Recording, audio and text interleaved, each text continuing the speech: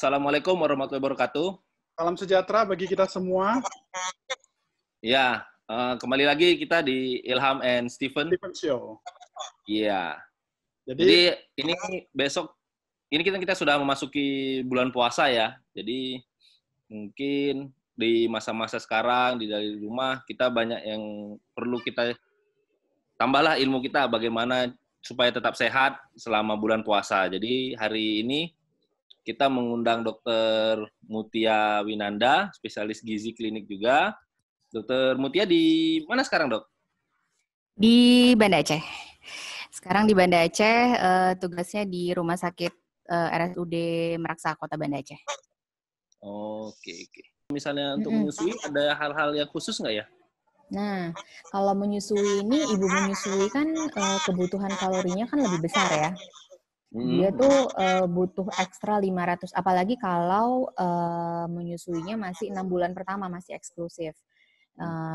Dia butuh ekstra 400 sampai 500 kalori per hari. Kalau misalnya dia nggak puasa aja tuh dia butuhnya segitu gitu. Jadi kalau misalnya buat ibu menyusui itu jangan sampai kebutuhan kalorinya kurang. Jadi kalau ibu menyusui tadi dia bisa makan jam makannya tuh pindah.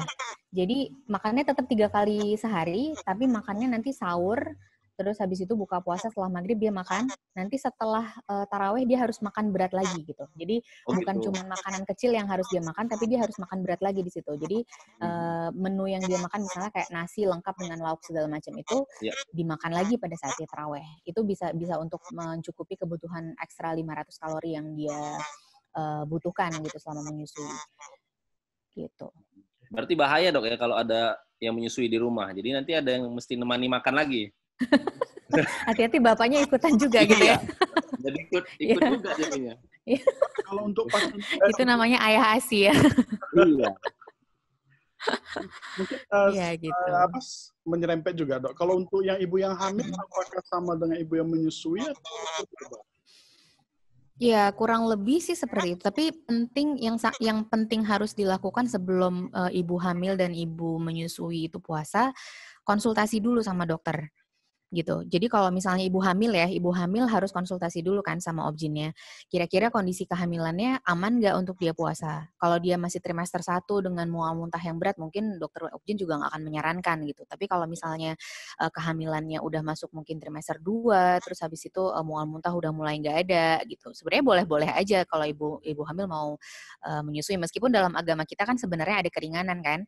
Kalau misalnya ibu hamil dan menyusui boleh, dia nggak puasa sih boleh-boleh aja gitu. Tapi kalau misalnya mau tetap puasa, jangan lupa konsultasi dulu sama dokter. Pastikan kalau kondisi janinnya oke, kehamilannya oke, silahkan puasa. Tapi dengan tadi, jadi sama kalau misalnya ibu hamil itu kan juga dia butuh ekstra 300 kalori per hari kan gitu. Jadi tinggal tinggal jam makannya dipindahin ke yang kayak saya bilang tadi gitu. Kalau ibu menyusui, yang rentan itu adalah yang 6 bulan pertama karena pada saat ASI eksklusif itu ibu itu gampang sekali haus. Jadi habis nyusuin tuh biasanya yang agak sulit untuk ini tuh rasa hausnya gitu. Jadi kalau misalnya memang kira-kira nggak kuat, haus, ada tanda-tanda ASI-nya tiba-tiba berkurang, ibunya ngerasa dehidrasi, terus habis itu bayinya pipisnya kurang, itu lebih bagus puasanya dihentikan gitu. Tapi kalau aman, anaknya berat badannya oke naiknya, terus habis itu ASI-nya juga nggak berkurang, ya silakan aja puasa dengan pola makan yang seperti itu tadi gitu.